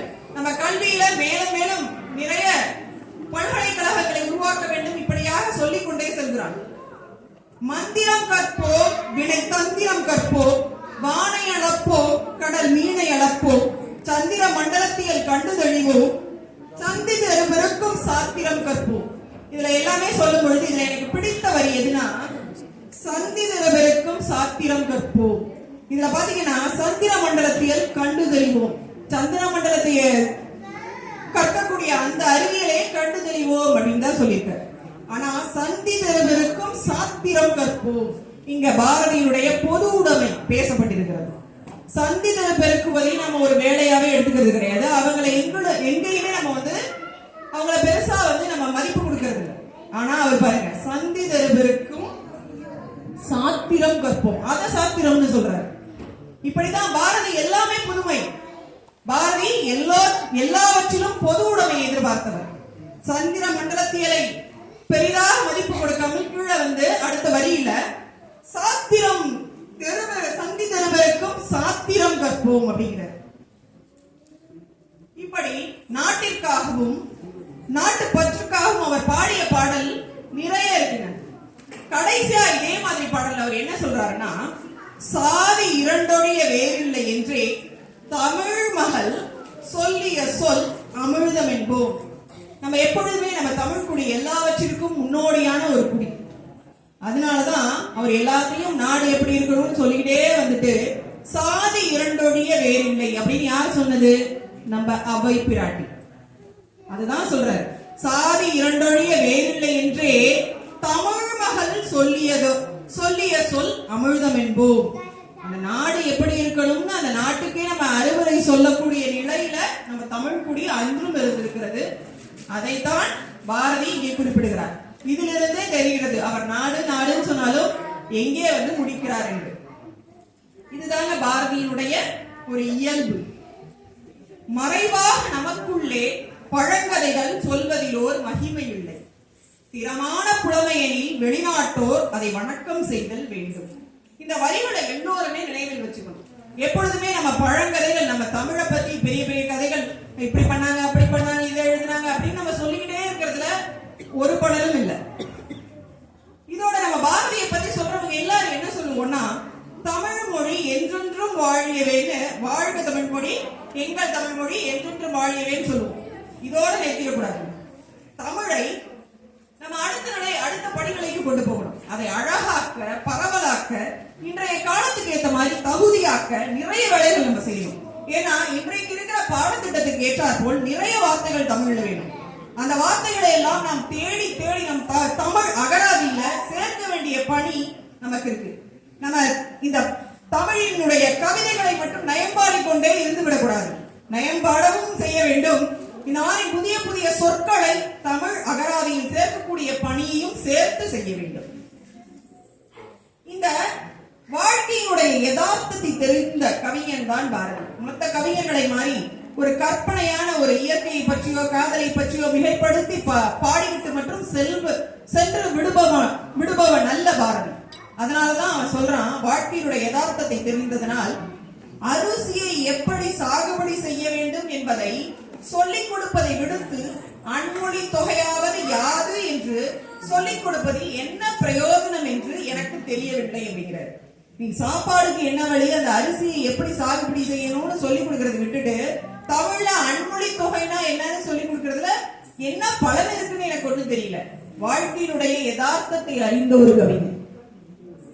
வாழ்க நிரந்தரம் வாழ்க தமிழ்மொழி வாழிய வாழியவே, வானம் அளந்தது அனைத்தும் அளந்திடும் வன்மொழி வாழியவே, ஏழ்கடல் வைப்பினும் தன்மணம் வீசி இசை கொண்டு வாழியவே, எங்கள் தமிழ்மொழி என்றென்று வாழியவே, சூழ்கள் நீங்க தமிழ்மொழி ஓங்க துளங்குக வையகமே, தொல்லை வினைந்தொரு தொல்லை அகன்று சுடர்க மலை நாடே, வாழ்க தமிழ்மொழி வாழ்க தமிழ்மொழியே, வானம் அறிந்தது அனைத்தும் அறிந்து வளர்மொழி வாழியவே. இந்த பாடலை விட பாரதியினுடைய மொழி பற்றுக்கு வேற எந்த பாடலுமே இருக்க மாதிரி எனக்கு தெரியல. இதுல எல்லாத்தையுமே சொல்லிட்டாரு. இதுல என்னன்னா, தொல்லை விளைந்தது தொல்லை அகன்று சுடர்க மலை நாடு. இது எதை மலைநாடுன்னு சொல்றாருன்னா மலேசியா. நாம எல்லாரும் நினைச்சிட்டு இருப்போம், இன்னைக்குதான் நம்ம தமிழர்கள் வந்து கடல் கடந்து வந்து இந்த மாதிரி எங்க பார்த்தாலும் உட்காந்து தமிழ் பேசுறோம், நம்ம நிறைய பொருள் ஈட்டுறோம் அப்படின்னு. அப்படி இல்ல, சோழர்கள் காலத்திலே நம்ம தமிழர்கள் கடல் கடந்து சென்று நிறைய வணிகம் செய்திருக்காங்க. அதே மாதிரிதான் மலேசியாவிலும் சென்று அங்கேயே அவர்கள் வந்து தங்கி வணிகம் செய்து அங்க தமிழை இன்றும் வளர்த்து வருகிறார்கள். அவர்களை பற்றி தான் இங்க குறிப்பிடுகிறார். வானம் அறிந்தது அனைத்தும் அறிந்து வளர்மொழி வாழியவை, எங்கள் தமிழ்மொழி அறியாதது எதுவுமே இல்லை என்பதாக ஒவ்வொன்றாக வரிசைப்படுத்திக் கொண்டே வருகிறார். அதுக்கப்புறம் பாத்தீங்கன்னா, பாரதியுடைய மொழி பற்றுக்கு அவர் இன்னொரு பாடலை சொல்லியிருக்கார். இது என்னவோ எழுதுனது என்னவோ நம்ம பாரத தேசத்திற்கு தான். வாழிய செந்தமிழ் வாழ்க நற்றமிழர் வாழிய பாரத மணி திருநாடு. ஆனா அவரையும் மீறி ஃபர்ஸ்ட் என்ன சொல்றாரு, முதல்ல என்ன சொல்றாருன்னா வாழிய செந்தமிழ். அவரோட தாய்மொழியை தான் அங்க ஃபர்ஸ்ட் சொல்லிடுறாரு, வாழிய செந்தமிழ். இரண்டாவதா என்ன சொல்றாரு, வாழ்க நற்றமிழர். அந்த தமிழை பேசக்கூடிய இனத்தினர் தமிழர். நீங்க வாழ்க தமிழர்னு சொல்லிட்டு போகாம இவர் ஏன் வாழ்க நற்றமிழர்னு சொல்றாரு அப்படின்னு ஒரு சந்தேகம் வரலாம். தமிழ் பேசக்கூடிய அனைவரும் தமிழர் இல்லைங்கிறது பாரதியினுடைய கருத்து. ஏன்னா தமிழை வள்ளுவன் வழியிலே நின்று கசடர கற்க வேண்டும். ஏதோ படிக்க கொஞ்சம் கொஞ்சம் தெரியும், ஏதோ பேச கொஞ்சம் கொஞ்சம் தெரியும், அப்படி இல்லை. தமிழை கசடர கற்க வேண்டும். அந்த தமிழ் சொன்ன அறவழியே நிற்க வேண்டும். தமிழை படிச்சுட்டு சும்மா அதோட போக கூடாது. அந்த தமிழ் சொல்லிக் கொடுத்தது என்ன நமக்கு, அந்த தமிழ் சொல்லிக் கொடுத்த அறத்தின் வழி நின்று வாழ வேண்டும். அப்படி வாழக்கூடியவர்களை தான் நற்றமிழர் என்று சொல்கிறார். அவ்வாறு அவர் தமிழை முதலாவதாகவும் தமிழ் இனத்தை இரண்டாவதாகவும் சொல்லி மூன்றாவதாக தான் பாரத மணித்திருநாடுன்னு சொல்றாரு. இவரோட ஒரு இயல்பான வரிசைப்படுத்துதலே இப்படிதான் அவர் வரிசைப்படுத்துறார். இன்னொரு மொழி பற்றுக்கு அவருடைய காலத்தில் நடந்த ஒரு எடுத்துக்காட்டாக அவர் வாழ்க்கையில நடந்தது சொல்ல விரும்புறார். அவர் வந்து 1903ஆம் ஆண்டு பாத்தீங்கன்னா எட்டயபுர மன்னர் கிட்ட வேலை பார்த்துட்டு இருக்கிறார். என்ன வேலை அப்படின்னு கேட்டீங்கன்னா, அப்பெல்லாம் அந்த மன்னர்களுக்கு எல்லாம் எழுத படிக்க ஒன்றும் தெரியாது. அதனால அவங்க தினசரி செய்தித்தாளை வந்து ஆங்கில செய்தித்தாளையும் தமிழ் செய்தித்தாளையும் வாசிச்சு அவங்கள்ட்ட காட்டணும். அப்படி அவர் செஞ்சிட்டு இருக்கும் பொழுது 1903ஆம் ஆண்டு அந்த மன்னர் எட்டயபுரத்து மன்னர் சென்னைக்கு ஒரு அரசாங்க வேலையாக செல்றார். எப்பொழுதுமே மன்னர்கள்லாம் பாத்தீங்கன்னா நம்மள மாதிரி ஏதாவது வேலைன்னா ஒருத்தர் மட்டும் போக மாட்டாங்க, ஒரு கூட்டத்தையே கூட்டு போறதுதான் அவங்க வேலை. அதனால ஒரு குழுவை கூட்டிட்டு போறாரு சென்னை. அப்படி போகும் பொழுது அந்த வேலை நடந்துருது. அவர் போன வேலை என்னவோ மிகப்பெரிய வேலை. அதனால அந்த வேலை நடந்தது ரொம்ப மகிழ்ச்சியாகிறாரு அந்த எட்டயபுரத்து மன்னர். உடனே என்ன பண்ணாரு, 500 ரூபாய் அந்த குழுவுல வந்த எல்லோருக்கும் ஒவ்வொருவருக்கும் 500 ரூபாய் கொடுத்தாரு. 500 ரூபாய் அன்றைய மதிப்பு எவ்வளவுங்கிறதுக்கு உங்களுக்கு நான் இங்க சொல்றேன். 1 ரூபாய் அன்றைய இந்திய ரூபாயினுடைய மதிப்பு அமெரிக்க டாலர்ல $19. நீங்க எல்லாம் என்னப்பா மாத்தி சொல்றியான்னு கேட்காதீங்க. இன்னைக்கு வேணா இப்படி இருக்கலாம். அன்றைய நிலை 1903ஆம் ஆண்டு ஒரு இந்திய ரூபாயினுடைய மதிப்பு $19 இருந்திருக்கு. அந்த $19 இன்று நம்ம சொல்றோம் இல்லையா, ஒரு அவுன்ஸ் தங்கம் 30 கிராம் வந்து தங்கத்தை வாங்கிடலாம். இந்த 500 ரூபாய் வைத்து 500 அவுன்ஸ் தங்கத்தை பாரதி வாங்க முடியும்.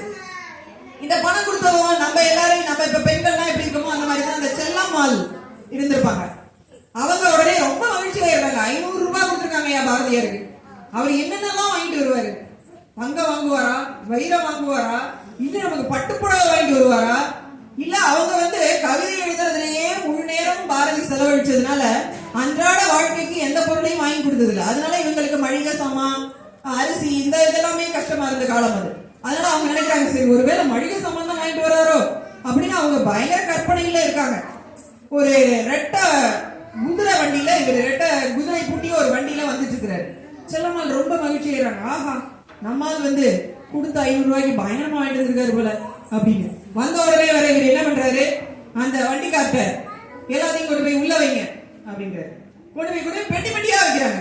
நம்ம பெட்டி பெட்டியா வாங்கிட்டு வந்திருக்காரு அப்படின்னு உள்ள போய் ஒரு பெட்டியா திறந்து பாக்குறாங்க. என்ன இருந்திருக்கும்னு நினைக்கிறீங்க? எல்லாமே புத்தகங்கள். அந்த அம்மா திறந்து பார்த்துட்டு ஒண்ணுமே உங்களுக்கு தேவையானதை வாங்கிட்டு வந்தா தெரியல, புத்தகங்கள் அப்படின்னு. அப்பவும் பாருங்க இவருக்கு கேக்குறாரு. அவங்களே போகாம சரி ஓகே அப்படின்னு புத்தகத்தை எல்லாம் எடுத்து வச்சுட்டு இருக்கும் போது அங்கே செல்லம்மா, அழியும் பொருளை கொண்டு அழியும் பொருளை வாங்கலாமோ? அழியும் பொருளை கொண்டு அதனால்தான் அழியா பொருளை வாங்கி கொண்டு வந்திருக்கிறேன். உனக்கு திருப்தி தானே? வாங்கிட்டு வந்தாச்சு. அவங்களுக்கு திருப்தியா இருந்தா இவருக்கு என்ன, இல்லைன்னா இவருக்கு என்ன? திருப்தி தானே. அவங்க என்ன சொல்ல முடியும்? திருப்தி தான் அப்படின்னு சொல்லிட்டு போயிடுறாங்க. இந்த 1903ஆம் ஆண்டுங்கிறது அந்த காலகட்டத்தில் அவர் சங்ககால நூல்களை தேடி தேடி படித்துக் கொண்டிருந்த காலம். அதனாலதான் இந்த நூல்களை எல்லாம் அவர் வாங்குறாரு. அந்த நூல்கள்ல என்னென்ன இருந்துச்சு அப்படின்னு பாத்தீங்க, அந்த புத்தகங்கள்ல பட்டியல் பாத்தீங்கன்னா 4 மணிக்கடிகை, சிலப்பதிகாரம், 8 தொகை, 10 பாட்டு, சீவக சிந்தாமணி, வளையாபதி, திருக்குறள், கம்பராமாயணம். இதெல்லாம் இன்னைக்கு வேணா நமக்கு வந்து விலை குறைவாகவும் அச்சிட்டு நிறைய வச்சிருக்கிறோம், இலகுவாகவும் கிடைக்கும். அப்ப எல்லாம் அச்சில் நிறைய புத்தகங்கள் ஏறாதவன எல்லாமே விலை அதிகம். அந்த 500 ரூபாய்க்கும் இந்த மாதிரி புத்தகங்களாகவே வாங்கி குவிச்சிருக்கிறார். அவர் நினைச்சிருந்தா அந்த 500 ரூபாய்க்கு அன்னைக்கு எவ்வளவோ சொத்துக்களை வாங்கி குவித்திருக்கலாம். ஆனால் அவன் மொழியின் மேல் கொண்ட பற்றின் காரணமாக புத்தகங்களாக வாங்கி குவித்திருக்கிறான். அவன் தேடியது என்னவோ அறிவு தேடலை. நம்ம மாதிரி இப்ப மாதிரி ஒரு பொருள் தேடல் கிடையாது. இந்த சும்மா நம்ம வந்து வாழ்க்கைக்கு என்றைக்குமே பாரதி வந்து வேடிக்கை மனிதனாக வாழ்பவன் கிடையாது. எல்லோரையும் விட வித்தியாசமான ஒரு அறிவு தேடல் கொண்டவன். அதனாலதான் இந்த புத்தகங்களை வாங்கி குவித்திருக்கிறார். அதுக்கப்புறம் பாத்தீங்கன்னா இன்னொரு நிகழ்வு நான் உங்ககிட்ட சொல்றேன். மொழி அப்படிங்கிறது, மொழி பற்றுங்கிறது எப்ப வருது அப்படின்னு பாத்தீங்கன்னா, நம்ம பிறந்த உடனே வா இல்ல நம்ம அம்மாவினுடைய வயிற்றில் கருவறையில் இருக்கும் பொழுதே நம்மை சுற்றி இருப்பவர்கள் பேசுகின்ற மொழி நம்மை ஈர்த்துவிடும். அப்படி அந்த மொழியின் மேல் ஈடுபாடு வந்த உடனேயே நாம் பிறந்தவுடன் அந்த மொழியை நோக்கி நம்ம படித்து நம்ம ஆளுமையை வளர்த்துக் கொள்வோம். அவ்வாறு வளர்த்து கொண்ட ஆளுமையை நாம வந்து இன்னும் விரிவாக்கி நம்ம எழுத்துக்களை அதற்கு நம்ம எண்ணங்களுக்கு வரி வடிவம் கொடுத்து அதை வெளியிடுவோம். இவ்வாறுதான் பாரதியும். அவ்வாறு அவன் ஈடுபாடாக எடுத்துக்கொண்ட மொழியில் படிக்க விடாமல் அவர் தந்தை ஆங்கில வழியிலே படிக்க சொல்லும் பொழுது அதை முதலை தள்ளிவிட்டு மொழி மேல் இருந்த பற்றின் காரணமாக தமிழை பயின்று ஆளுமையை வளர்த்து கொண்டு அவனுடைய எண்ணங்களுக்கு வரி வடிவம் கொடுத்து அதை வெளியிட்டு ஒரு கருத்து பரிமாற்றத்திற்கான கருவியாக அதை அவர் பயன்படுத்திக் கொண்டார். இன்னொன்னு, நம்ம இப்ப இருக்கிற சூழ்நிலையில பாத்தீங்கன்னு வச்சுக்கோங்க, இங்க அமெரிக்கால உங்களுக்கு குடியுரிமை கொடுக்குறாங்க. யாராவது வேணாம்னு சொல்லுவீங்களா? வேணாம் பையனுக்கெல்லாம் குடியுரிமை நீங்களே வச்சுக்கோங்க அப்படி யாராவது சொல்லுவீங்களா? என்ன உடனே முதல்ல போய் அந்த குடியுரிமையை வாங்கிட்டு இந்தியாவோட நம்ம பாஸ்போர்ட்டை கொண்டு போய் கொடுத்துருவோம். இந்தாப்பா அப்படின்னு சொல்லி கொடுத்து நம்ம நாட்டையே மாத்திடுவோம். மொழியை யாராவது மாற்ற முடியுமா? அது மாதிரி நம்ம பிறந்த மொழியை யாராலையுமே மாற்ற முடியாது. நம்ம தாய்மொழினா அதை யாராலும் மாற்ற முடியாது. மொழி என்பது வெறும் மொழி மட்டும் இல்லைங்க. அது மாதிரி அது ஒரு தகவல் தொடர்புக்கானது மட்டும் கிடையாது. சிலர் நினைக்கலாம் மொழிங்கிறது நம்ம எண்ணங்களை பரிமாறிக்கொள்வதற்கான கருவி மட்டும் தானே, அதுல என்ன பெரிய பரிமாணங்கள் இருக்கு அப்படின்னு நினைக்கலாம். அது ஒரு தேசிய இனத்தின் அடையாளம். நம்ம நாடுன்னு நம்ம இந்தியா மட்டும்தான் விதிவிலக்கு. மற்ற நாடுகள்லாம் பாத்தீங்கன்னா மொழி வழி நாடுதான். மொழி இல்லையே இனம் இல்லை, இனம் இல்லையே நாடே இல்லை. அப்போ நம்ம நாடுன்னு எதை சொல்றோம்? மொழி இருந்தாதான் அந்த நாடே இருக்க முடியும். மொழி இல்லையே இனம் இல்லை, மொழி இல்லையே ஒரு இனத்தின் இலக்கியங்கள் இல்லை, கலைகள் இல்லை, பண்பாடுகள் இல்லை, மரபுகள் இல்லை, சமயங்கள் இல்லை. ஒரு இனத்தின் இலக்கியங்களை, மரபுகளை, பண்பாடுகளை, கலைகளை, ஏன் சமயங்களை தாங்கி நிற்பது மொழி என அருட்தந்தை தமிழ்நேசன் அடிகளார் சொல்லியிருக்காங்க. இப்ப நீங்க பாத்தீங்கன்னா நம்ம அடுத்த தலைமுறையினர் இங்க இருக்காங்க. இப்ப நம்ம ஒரு வீட்டு விலாசத்தை நம்ம அவங்க கிட்ட சொல்றதே கிடையாது. இதுதான் நம்ம வீட்டு விலாசம், நீ வந்து தெரிஞ்சு வச்சுக்கோ அப்படின்னு நம்மளோட வீட்டு முகவரியை அவங்களுக்கு சொல்லியே கொடுக்கல. நம்ம எங்கேயோ கொண்டு போய் அவங்கள நிரூபிட்டு வந்தோம். அவங்க எப்படி வீட்டுக்கு திரும்பி வருவாங்க? வீட்டு முகவரி தெரியாது. அதை போலத்தான் நாம் அவர்களுக்கு மொழியை கற்றுக் கொடுக்கவில்லை என்றால் அவர்களுக்கு வீட்டு முகவரியை கொடுக்காமல் நடு தெருவிலை நிறுத்துவதற்கு சமம். அவர்களுக்கு வேறற்றவர்களாய், ஒன்றும் அறியாதவர்களாய், தொடர்பு கொள்ள எதுவும் முடியாமல் நாம நடுத்தருவில் ஒரு குழந்தை நிறுத்திட்டு போனா எப்படி இருப்போமோ அத மாதிரிதான் நம்ம அடுத்த தலைமுறையினர் இருப்பாங்க. ஒரு மொழிதான் அவர்களை நமது வேரோடு தொடர்பு படுத்தும். அவங்க மொழி இல்லைன்னா இப்ப நம்ம வந்து 2-3 தலைமுறைகள் இங்கேயே இருந்துடுறோம்னு வச்சுக்கோங்க. நமக்கு அப்புறமா 2-3 தலைமுறையினர் இங்கேயே இருந்துடுறாங்க. மொழியும் நம்ம கத்துக் கொடுக்கல, அவங்களுக்கு மொழியும் தெரியாது. எப்படி அவங்க போய் தமிழ்நாட்டோட ஒரு தொடர்புல இருப்பாங்க? ஒண்ணும் முடியாது, எல்லாத்தையும் மறந்துடும். 2-3 தலைமுறை கழித்து அவர்களிடம் வந்து யாருன்னு கேட்டீங்கன்னா தெரியாது. இந்த ஒரு அடையாளமற்றவர்களாக, வீட்டு முகவரி தொலைத்த குழந்தைகளாக ரோட்டிலே நிறுத்துவது நமக்கு பிடிக்கும் என்றால் மொழியை கற்றுக் கொடுக்க வேண்டிய அவசியம் இல்லை. அப்படி நிறுத்த நமக்கு விருப்பம் இல்லை என்றால் தயவு கூர்ந்து நமது தாய்மொழியை அடுத்த தலைமுறையினரிடம் சொல்லிக் கொடுத்து விடுங்க. அவருடைய எழுத்துக்கள்ல மொழிப்பற்று, நாட்டுப்பற்று ரெண்டுமே இருந்துச்சுங்கிறதுல எனக்கு எந்த சந்தேகமும் இல்லைங்க. ஆனா எது மிகுதியா இருந்துச்சு அப்படின்னு நம்ம கேட்கும் பொழுது, நம்ம மேல சொன்ன எல்லா தரவுகளையும் வச்சு பார்க்கும் பொழுது பாத்தீங்கன்னா பாரதியின் எழுத்துக்களில் மிளர்வது அவருடைய மொழிப்பற்றே அப்படின்னு இந்த பட்டிமன்ற தீர்ப்பாக கூறி என் உரையை கொடுத்துக் கொண்டே நன்றி, வணக்கம்.